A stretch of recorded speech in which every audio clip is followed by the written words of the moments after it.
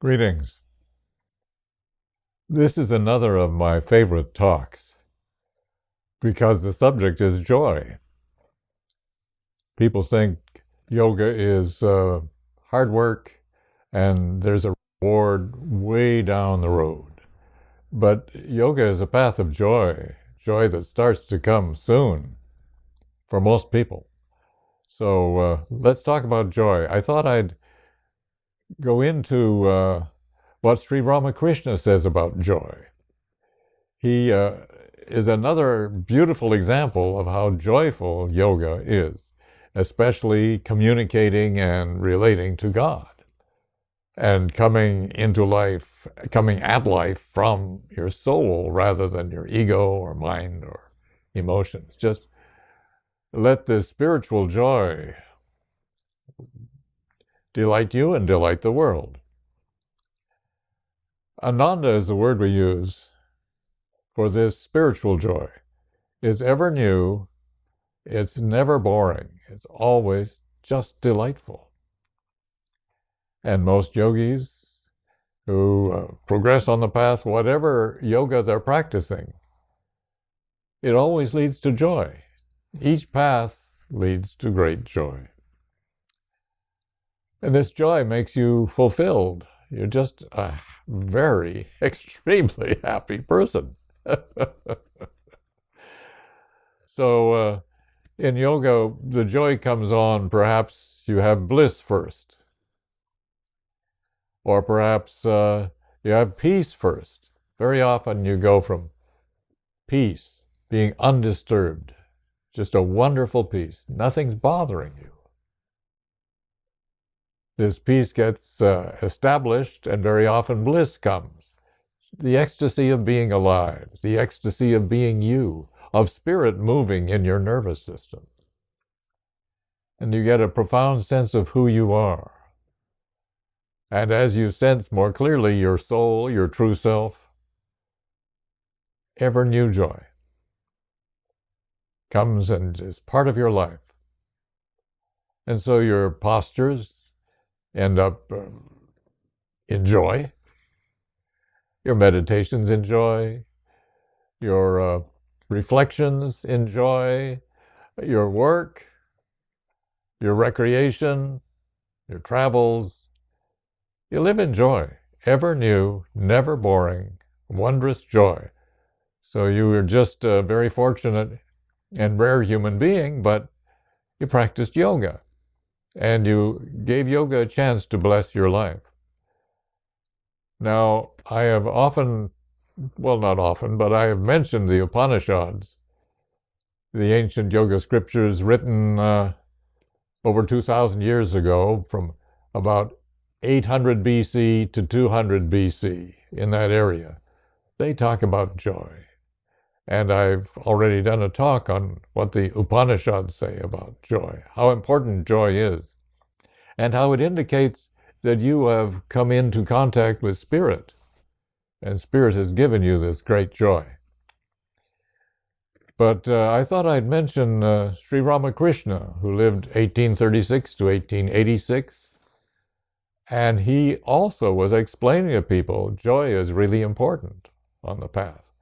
And most yogis that I know of different paths, encourage people to find the little bits of joy that they can and let that joy grow and develop. And so they blossom in joy.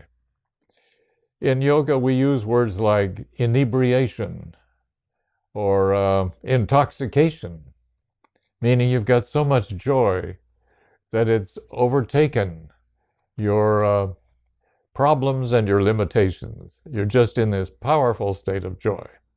So we often have a chant or two about inebriation. For example, Yogananda's chant, I will get all drunk, oh, singing thy name, chanting your name, Lord. I'll get all drunk, oh, with thy name. So, of course I wish you joy. And I hope you'll be open to being a joyful person, whatever your present state. Because joy is available. Joy is ready to happen. I'm taking these quotations of Sri Ramakrishna to encourage you that joy is really important and wonderful. These are passages from the Gospel of Sri Ramakrishna where he's talking about joy, or where he's coming back from a state of spiritual absorption. What does he do? He comes back into joy. And well, let's just look into this. Remember, the Upanishads say that joy is important because it transforms you. It reveals your true self, your soul. Ananda is a creative force, is God's force for uplifting people and for creating this universe. There was some kind of joyous intensity we can never grasp that's in back of all creation, but we can taste it. So joy and delight are important experiences of yoga and all the yoga paths. And I would say spiritual paths, all spiritual paths. How do they avoid joy? Spirit gives you joy. So let's just enjoy some quotations about joy and inebriation, in which we're just overfilled with joy, and we are renewed and, what should we say, refreshed in a very high spiritual way. Our cells are refreshed. So I won't tell you the page numbers. You can just read the Gospel. It's fantastic. You'll find joy on many pages. Ramakrishna says, I became intoxicated at the mere thought of God. When you think deeply and you think of God, very often you become filled with joy.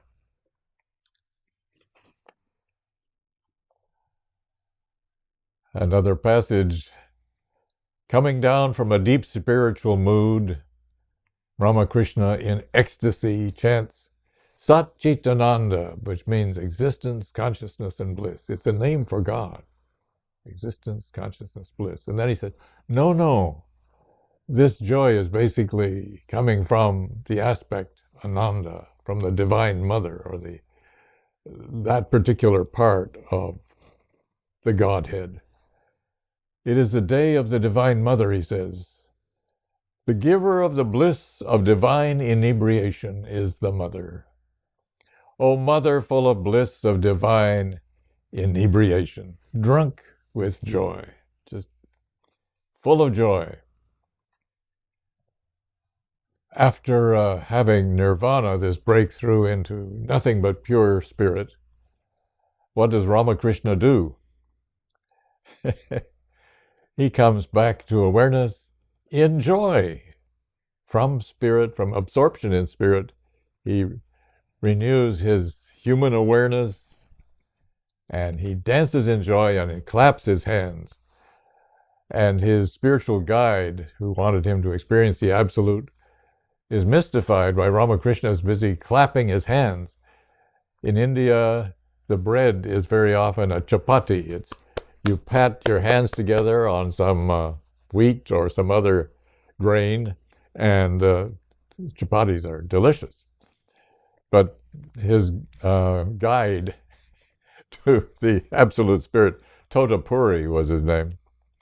Totapuri says, when he sees this guy dancing in joy, clapping his hands in delight, he says, what are you doing? Making chapatis? I wonder if Totapuri experienced joy. Anyway, that's another question. Because he was a spiritually aware man, but he was mystified by Ramakrishna's spirit and spiritual joy. So I just wonder if he was blessed to have that experience of joy. Some people don't get the joy, but most do.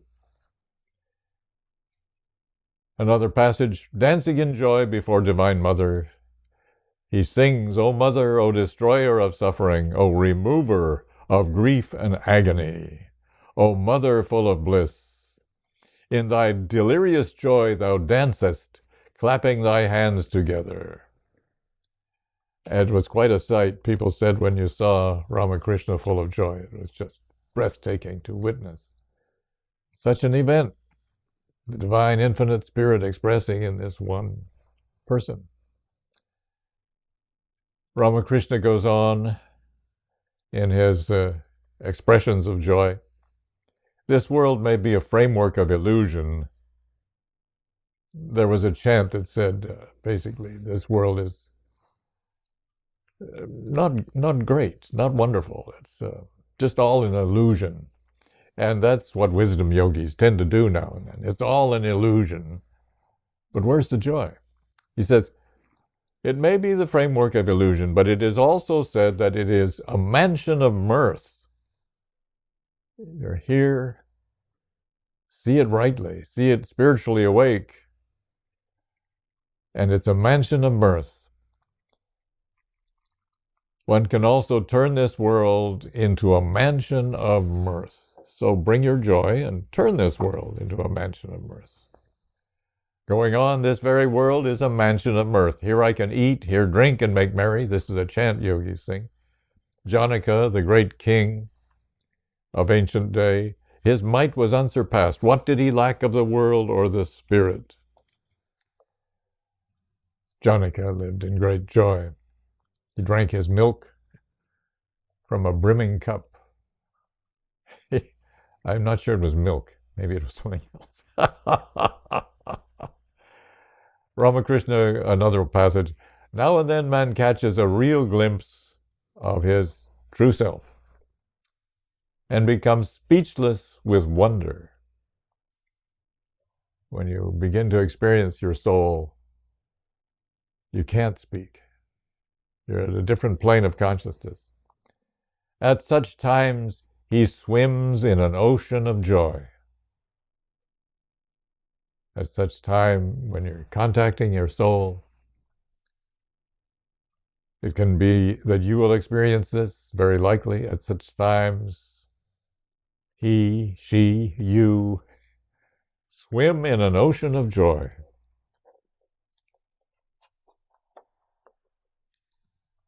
It's very nice to open yourself to joy. Why can't you have joy? It's part of your nature.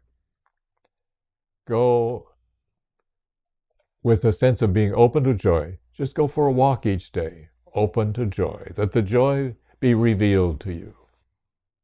Prepare the way for joy.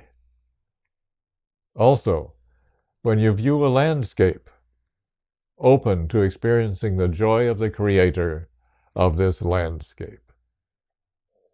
These are wonderful opportunities to open to joy. In yoga, we strive to know and see and recognize God expressing this outer world, but as you enjoy the outer world, think of joy coming into your awareness and filling you. For example, when you're doing devotional practice, love God, but also be open to joy. When you sense God's presence, sacredness, holiness, also be open to the joy that's there. You can also have bits of joy happen and encourage this joy to spread. For example, you may have joy in your third eye.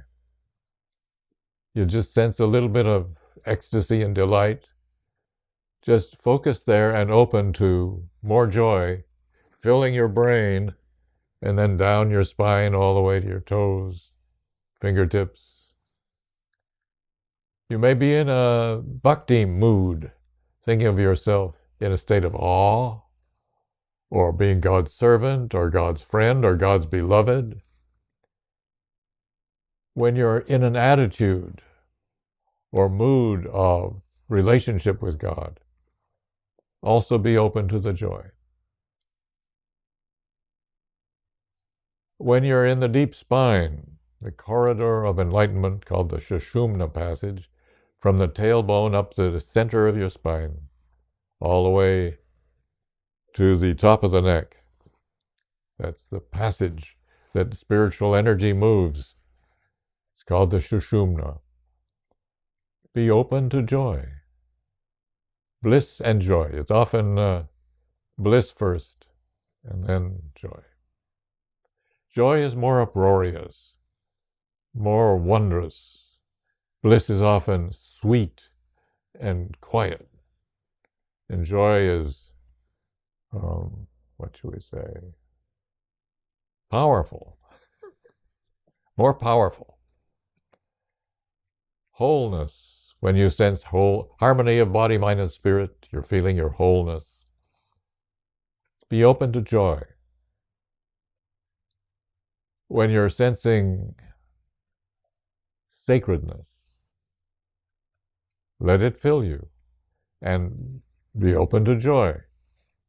You can also look at the world and practice what Jnana Yogis do, the wisdom yogis.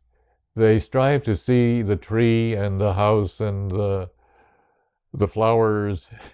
They strive to see things, and they say, this, this, this. At first they say, not this, until they realize spirit. But then when they realize spirit, then they say, this, recognizing that spirit has created all of these different forms and people, and living beings, out of itself. Once you have come home to spiritual awareness and joy, just chant this, at whatever you see, recognizing it as a form of spirit manifesting. And so as you chant this, do it with joy and do it open to joy happening inside you. Joy is part of the path. It's a very wondrous part. Can't believe how happy you can be, because we're used to happiness being very fleeting, coming and going, and hard to find. But as you spiritually grow in yoga, joy, joy, joy, ever new joy, joy. When we work, our motive is to help mankind go Godward. And so in this motive, as you work, joy will come, and you'll have joy helping mankind. So there are so many different ways we can get to joy. If we are serving in some attitude or other, with an attitude of loving and serving, joy comes. If we seek to see God in science, philosophy, and the arts, or in a service organization, this leads to joy. Just striving to see the truth and see what's happening here, see the meaning, joy will come. When you seek to bring enlightened vision to everyone and everything, this leads to Ananda, ever new joy. When you sense light or harmony or unity, let it lead you into joy. When the walls that we have built in our minds collapse, all these sections we've got going, all these categories, we sense spirit is everywhere, and this leads to joy. In joy, divine strength fills us and takes the place of our old feebleness, and joy grows and grows. Divine love replaces our heart's confusions and frustrations, and joy comes.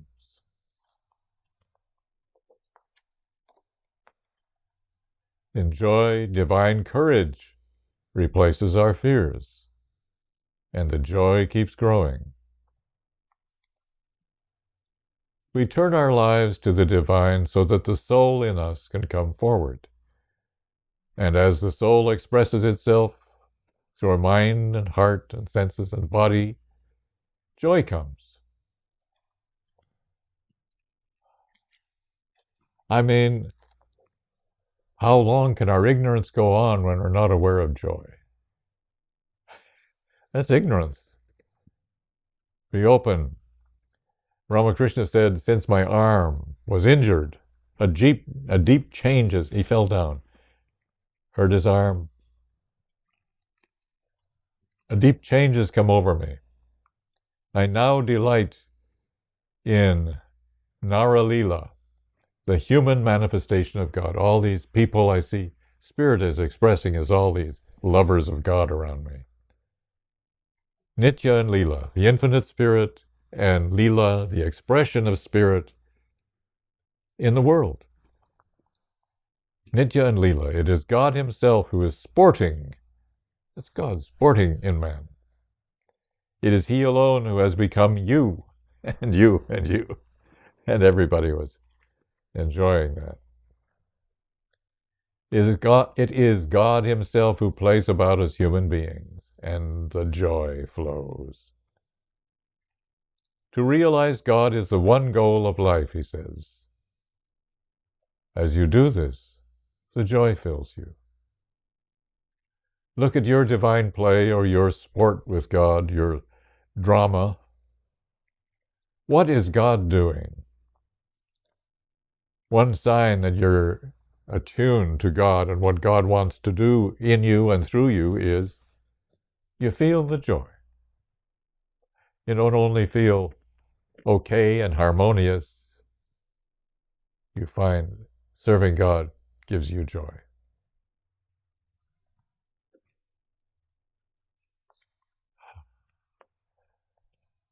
So in your private time with God, what you're doing in there, let the joy come. In your hopes, when you're requesting something of God, also be open to, along with that request, joy coming. In your appreciations of people and events, let the joy come. In your affirmations of God and God's goodness, let the joy come. Try to live in this creative force of God, this joy. When you have understandings, very often joy will come because you realize something meaningful and wonderful. In anything you do, be open to the joy. There I've shared what Ramakrishna said in brief about joy. You too can live in joy. So I say, joy to you and joy to the world.